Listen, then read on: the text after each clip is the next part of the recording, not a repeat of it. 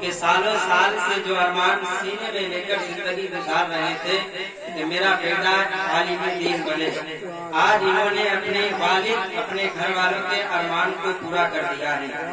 آپ حضرات یہاں آئے ہیں تو دعا دے کر جائیں، یہاں آئے ہیں آپ مجلس میں بیٹھے ہیں تو بول کر سنیں۔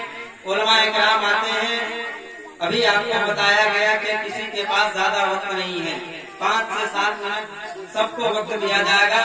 آپ حضرات ایک بار کہتے سبحان اللہ۔ حضرات محترم، شاعر کہتا ہے کہ محمد سے وفا تو نے تو ہم تیرے ہیں، کہ محمد سے وفا تو نے تو ہم تیرے ہیں، یہ جہاں چیز ہے کیا لوح و قلم تیرے ہیں۔ بولیے نا سبحان اللہ۔ یہ جہاں چیز ہے کیا لوح و قلم تیرے ہیں۔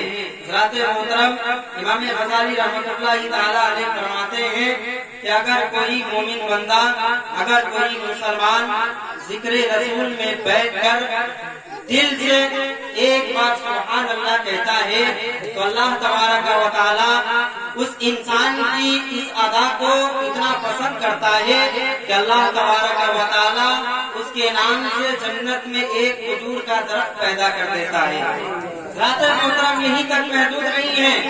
امام غزالی رحمۃ اللہ تعالی علیہ اپنی کتاب مکاشفۃ القلوب کے اندر تحریر فرماتے ہیں، لکھتے ہیں کہ اگر کوئی بندہ مومن ذکر رسول میں بیٹھ کر ایسی جگہ جہاں اللہ اور اس کے رسول کا ذکر ہو رہا ہو، ایسی جگہ پہ بیٹھ کر جب اپنے رب کو پکارتا ہے، سبحان اللہ کی ثنائیں بلند کرتا ہے، اپنے رب کی پاکی بیان کرتا ہے، تو اللہ تبارک و تعالی اپنے بندے کے اس اعمال کی وجہ سے اللہ تبارک و تعالی ایک پرندے کو پیدا فرماتا ہے، اور اتنا بڑا پرندہ، اس پرندے کا ایک پر مشرق میں، دوسرا پر مغرب میں، اللہ اکبر، اللہ تبارک و تعالی ایک پرندے کو پیدا فرماتا ہے۔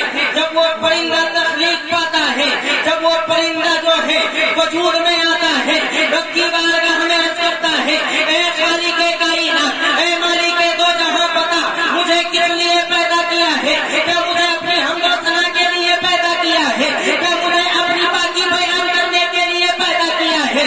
تو خالق کائنات ارشاد فرماتا ہے، مالک دو جہاں ارشاد فرماتا ہے، اے پرندے میں نے تجھے اس لیے پیدا نہیں کیا ہے بلکہ پوچھا اور حوض کوثر میں گوتا لگا کر اللہ اکبر، اتنا بڑا پرندہ ہے جو اپنے پر کے ذریعے پوری دنیا کو اپنے پر کے نیچے ڈھانپ لے، اس پرندے کو اللہ فرماتا ہے جہاں حوض کوثر میں گوتا لگا کر وہ پرندہ پہنچتا ہے اور گوتا لگا کر واپس آتا ہے، رب کی بارگاہ میں عقیدہ پیش کرتا ہے، اے خالق کائنات گوتا لگا کر آ گیا، اب پتا نہیں کیا حکم ہے، وہ اللہ عنایت فرماتا ہے، اے پرندے سنو اب اپنے پاؤں کو دھیرے دھیرے ہلاؤ، اپنے پاؤں کو پھیلاؤ۔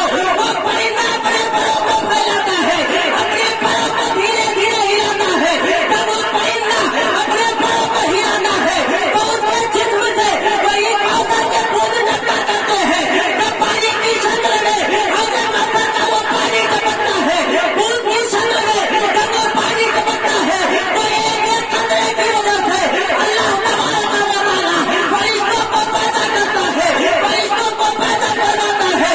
جب فرشتے تخلیق پاتے ہیں، رب کی بارگاہ میں سوال کرتے ہیں، رب کی بارگاہ میں عقیدہ پیش کرتے ہیں، اے خالق کائنات کیا تو نے مجھے اپنی حمد و ثنا کے لیے پیدا کیا ہے؟ کیا اپنی عبادت کے لیے پیدا کیا ہے؟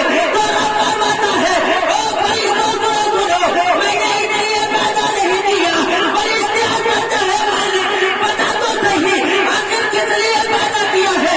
تو اللہ فرماتا ہے، فرشتوں بڑا سا زمین پہ بڑا بستی میں میرے محبوب کی امت کا ایک انسان، میرا چاہنے والا، میرے محبوب سے محبت کرنے والے نے میرے محبوب کو پکارا ہے، میرے رب کو پکارا ہے۔